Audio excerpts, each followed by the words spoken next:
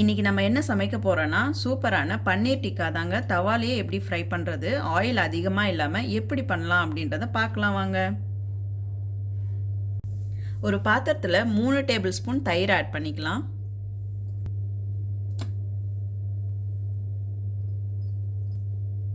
மஞ்சத்தூள் 1 சிட்டிகை,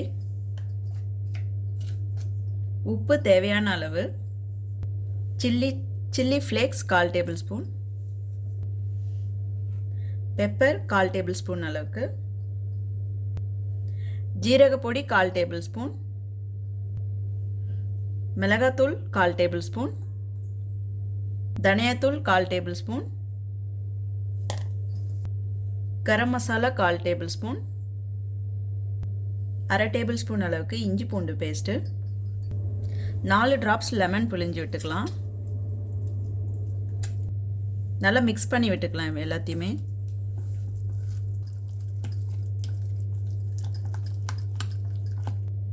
இந்த அளவுக்கு மிக்ஸ் பண்ணியாச்சு. இப்போ பன்னீர் கொஞ்சம், கொடமிளகா கேப்சிகம் வந்து ரெட் கலர் கேப்சிகமும் க்ரீன் கலர் கேப்சிகமும் எடுத்திருக்கேன், ஈக்குவலாக கட் பண்ணி எடுத்திருக்கேன். அதே போல் ஆனியனும் ரெட் ஆனியன்ஸ் தான் இதை எடுத்திருக்கேன். எந்த ஷேப்பில் உங்களுக்கு பிடிச்சிருக்கோ அந்த ஷேப்பில் இந்த மாதிரி கட் பண்ணிவிட்டு இப்போ இதையும் மிக்ஸ் பண்ணிடலாம். அது கூட பன்னீரும் நான் இந்த ஷேப்பில் தான் எடுத்திருக்கேன். எல்லாத்தையுமே மிக்ஸ் பண்ணிடலாம். இப்போ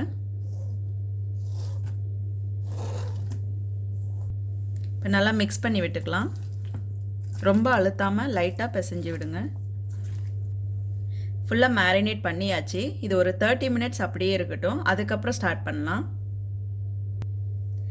மேரினேட் பண்ணி வச்சு 30 மினிட்ஸ் ஆயிடுச்சு. இப்போ நம்ம இந்த மாதிரி ஸ்டிக் வந்து உங்களுக்கு கடைகளில் கிடைக்கும்.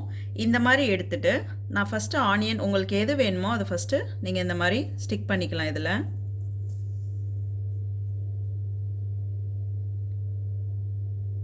பன்னீரும் இது போல்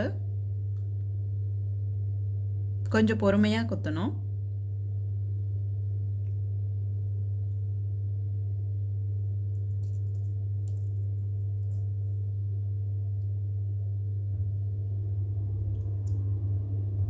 இந்த மாதிரி இருக்க வெஜிடபிள்ஸ் எல்லாத்தையுமே நீங்கள் 1 by 1 இந்த மாதிரி செட் பண்ணிக்கலாம்.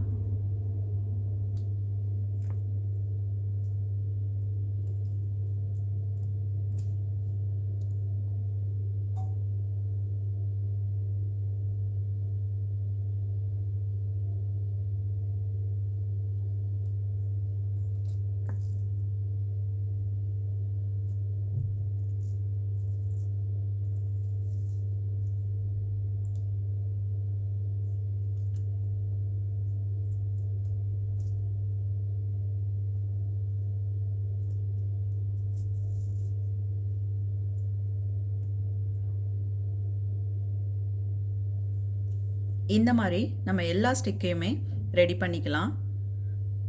உங்களுக்கு இந்த வெஜிடபிள்ஸ் தான் போடணும்னு இல்லை, நீங்கள் எல்லோ கலர் கேப்சிகம் இருக்குது, அது கூட யூஸ் பண்ணிக்கலாம். ஆனியன், டொமேட்டோஸ் இந்த மாதிரி எல்லாத்தையுமே உங்களுக்கு பிடிச்சமான வெஜிடபிள்ஸ் எல்லாத்தையுமே இந்த மாதிரி மேரினேட் பண்ணி நீங்கள் இதில் மாதிரி ஸ்டிக் பண்ணி சாப்பிட்லாம். ரொம்பவே நல்லாயிருக்கும். இப்போ இதே மாதிரி மீதி இருக்க எல்லா பன்னீரையுமே ரெடி பண்ணிக்கலாம் ஸ்டிக்கில். இந்த மாதிரி மேரினேட் பண்ணி வச்ச பன்னீர் எல்லாத்தையுமே ஸ்டிக்ஸில் ரெடி பண்ணி வச்சாச்சு. இப்போ நம்ம ஃப்ரை பண்ண ஸ்டார்ட் பண்ணிக்கலாம். பேன் நல்லா ஹீட் ஆகிடுச்சு. ஒரு 3 டேபிள் ஸ்பூன் அளவுக்கு ஆயில் ஆட் பண்ணிக்கலாம். உங்களுக்கு அதிகமாக வேணும்னாலும் ஆட் பண்ணிக்கோங்க, கம்மியாக வேணுனாலும் குறைச்சிக்கோங்க. இப்போ ரெடி பண்ணி வச்சுருக்க இந்த ஸ்டிக்ஸ் எல்லாத்தையுமே இதில் அப்படியே வைக்கலாம்.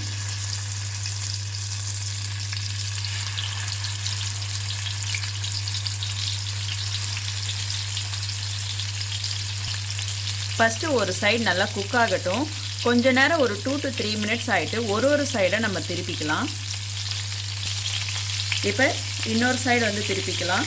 பாருங்கள், நல்லாவே கலர் மாறி இருக்கு.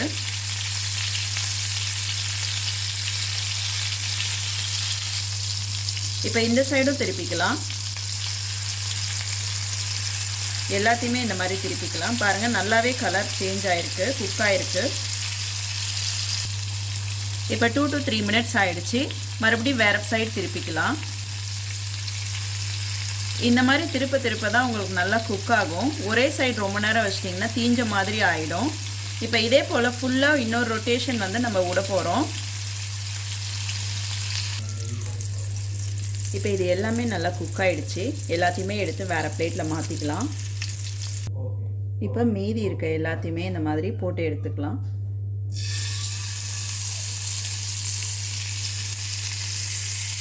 இதுவும் நல்லா குக் ஆகட்டும், அதுக்கப்புறம் எடுத்துக்கலாம். இப்போ இதையும் அதே போல் திருப்பி போடலாம். இந்த மாதிரி ஒரு சைடும் திருப்பி விட்டுக்கலாம். இப்போ இந்த பன்னீரும் ரெடி ஆயிடுச்சு. இதை எடுத்து சர்வ் பண்ணிக்கலாம் வாங்க. பாருங்கள், சூப்பரான பன்னீர் டிக்கா ரெடி ஆகிடுச்சு. இதை நீங்களும் வீட்டில் ட்ரை பண்ணி பார்த்துட்டு எப்படி இருக்குன்னு கமெண்ட்டில் சொல்லுங்கள். இந்த வீடியோ உங்களுக்கு பிடிச்சிருந்ததுன்னா எங்கள் சேனலை சப்ஸ்கிரைப் பண்ணுங்க, லைக் பண்ணுங்க, கமெண்ட் பண்ணுங்க, உங்கள் ஃப்ரெண்ட்ஸுக்கும் ஷேர் பண்ணுங்க.